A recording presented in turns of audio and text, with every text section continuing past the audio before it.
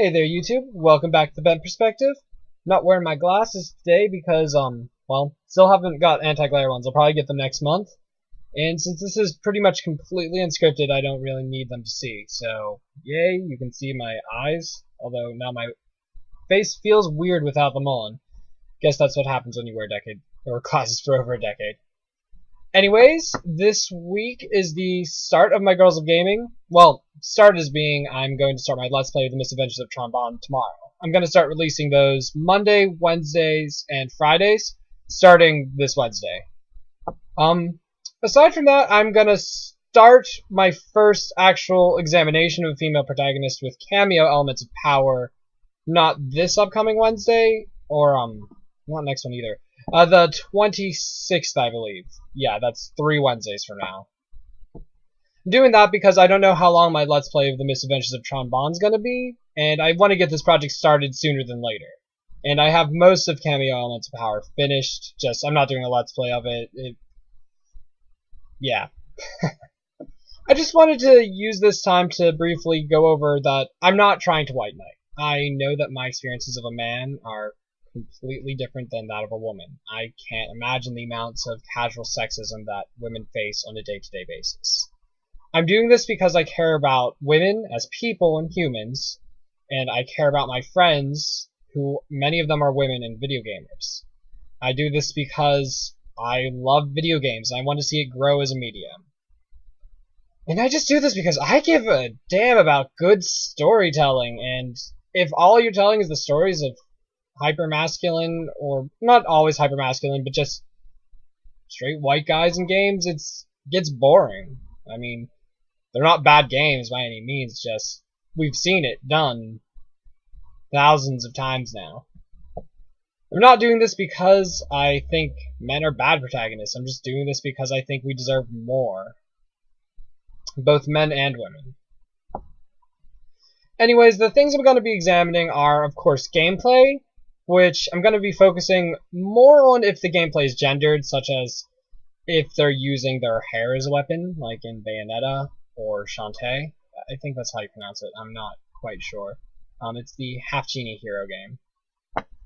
Or if, just, yeah, basically if they're, what's the word I'm thinking of?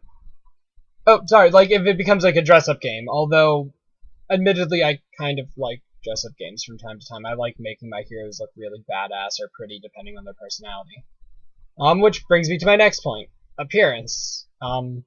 This isn't going to be a beauty contest or anything like that, and I'm not holding it against anyone whether they're too pretty or too boring looking. It's just, there's a lot of factors. Does their outfit make sense in the context of the world? For instance, if a man is wearing full armor, like if all the male knights are wearing full armor and she's wearing a chainmail bikini, that is unsettling. But if no one's really wearing armor, then she doesn't have to be held to that same standard. Of course, if the outfit's completely impractical in every regard, I just have to raise an eyebrow, especially if it's gendered impractical, like 10-inch heels. There's so much I could talk about appearance, but I covered most of that on my Tumblr post, which I will link to beneath the video. Last is characterization, which is kind of interesting to go into because a lot of games don't handle the characters well to begin with. So I'm focusing less on whether they're three-dimensional, fully developed characters, and more even if they are one-dimensional, are they sexist one-dimensional characters? Because, you know, I would prefer to have three-dimensional characters, but if they're gonna be one-dimensional, I'd rather them just not be sexist tropes. Aside from that, I'm just focusing a lot on if the character has agency. For instance, in Metroid Other M, Samus loses much of her agency throughout the game by relying on, what's his name, Alan? Yeah, it was Alan. It's been a while since I played it. Kind of needlessly so. There are points where if she had just made her own choice, she wouldn't have been almost burning to death, but she had to wait for Alan to give her the order to activate the heat-resisting ability on her suit.